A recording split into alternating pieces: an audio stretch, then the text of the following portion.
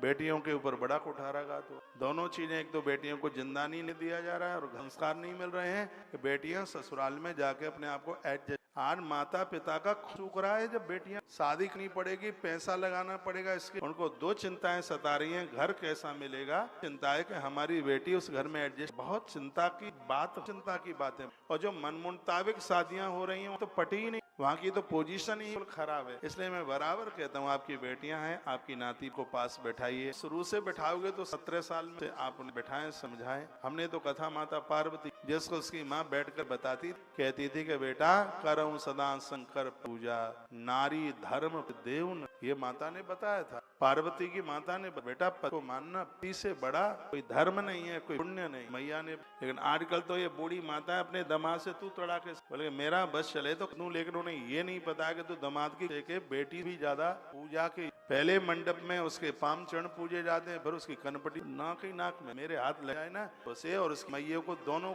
आप अपनी बेटी का पक्ष ही नहीं ले रहे, उसके घर को नहीं बने दे रहे। कमी तो हरी है कि मैं तो कहता हूँ, जिनकी बेटियां अपने मन मुताबिक विवाह कर रही हैं, सबसे बड़ी कमजोरी उसकी माँ की, क्योंकि माँ की देखरेख में ही तो चरित्र। नाभि के नीचे का जितना भी अंग है वो माँ के द्वारा बनता है, नाभि के ऊपर का है वो पिता के द्वारा। यदि बच्चे संस्कार के साथ जीवन नहीं, बेटी को 18-20 साल पाला आपने और आप उसका कन्यादान नहीं कर पाए, बेटी ने अपने आप ही मन मुताबिक और वर्ण चयन कर लिया, तो ये कमी आपकी। संस्कार आपको बच्चे गर्भ में आके पलते हैं, तब से ही आप बच्चों को जन्म दे रहे हैं, बड़ी बात नहीं है।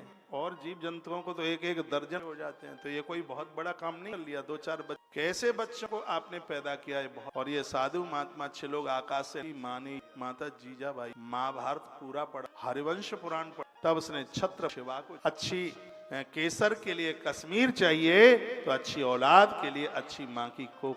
बहनों को टाइम नहीं, बहुओं को टाइम नहीं, दादी को तो टाइम है। आप बच्चा संभालिए, आप क्या कर, आपके लाड़ में ऐसा हो कि बच्चे, ये जितनी भी बहनें हैं ये कभी कभी अपने बच्चों को बहुत डांटती जब दादी के पास और ये तुम ठीक नहीं, बहुत और इन दादियों को क्या लगता है कि ये सास के पास में बच्चे जाते हैं तो जरूर सास हमारी चुगली करती है, इनको यही ज्यादा लग के काम चुगली करेगी। मैं उनके पक्ष, आप क्यों नहीं उसको अपनी बेटी के रूप में रखें, बेटी पर लाड़ करो, दुलार करो। और मैं बहनों को भी कहना चाहूंगा, आपके घर में सास नहीं, ये साक्षात पार्वती उतर करके आई है। नवरात्रा का, कालिका पुराण से बोल रहा हूं, नवरात्रा का संपूर्ण व्रत करने से जितना पुण्य प्राप्त होता है, सास माँ के चरणों में हाथ लगाने मात्र से उतने फल की प्राप्ति हो। मेरी बात को कोई काट सके तो काटे, मैं प्रमाण दूं। यदि यहाँ से कालिका पुराण में सास ससुर ननद इनके पूजा का, इनको प्रणाम करने का, बहू को इतने लाड प्यार दुलार के साथ आप रखते हैं, उसका कितना भी हमारे ब्रह्म पुराण में, हमारी संहिताओं में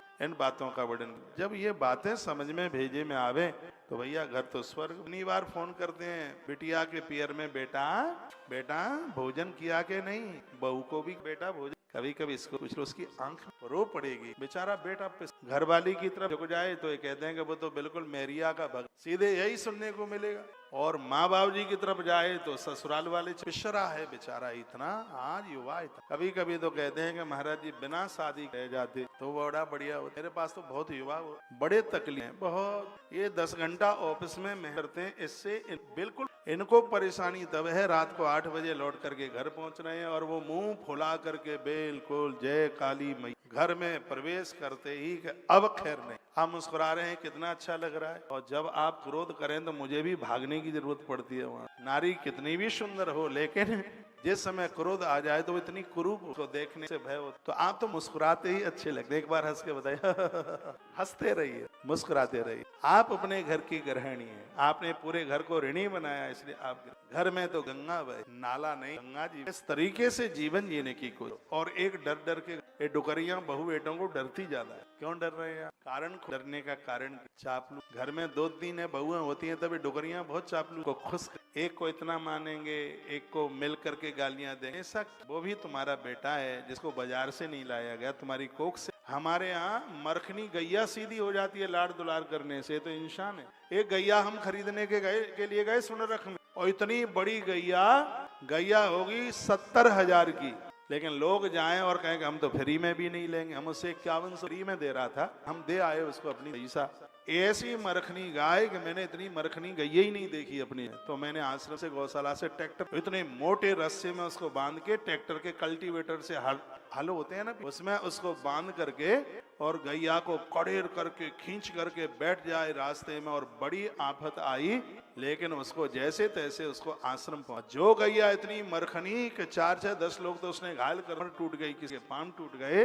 आज आश्रम में वो गैया ऐसी है, छोटे छोटे बच्चे जिसकी टांगों में लेटते रहते हैं, उसके नीचे से। भैया लाड़ करने से, प्रेम करने से पशु पंछी बदल सकते। ये तो इंसान है, ये क्यों नहीं? आपका दुलार लाड़, अब लाठी से ही सब सुधारना चाहते लगे। हम लोगों ने बहुत डंडे खाए, मार खाई, उधर टीचर से थोड़ा सा भी लेट हो जाते, हाँ नोचते वो यहाँ अभी भी कभी भी दर्द उठाता, तब का नुचा हुआ यहाँ ऐसे बगल में, ऐसे थोड़ा सा लेट हो जाए, नहीं गए, लेकिन कभी बुरा नहीं माना। आज तो थोड़ा ही हाथ लगा के बता दीजिए, खैर नहीं, समय बदला, टाइम बदला। पहले अधिकार समझा जाता। बहू के बेटों को दादी अपने बच्चे आज तो खिलाते हो तो डर यह लगता है कि कहीं चौके में उड़ ना दे, यही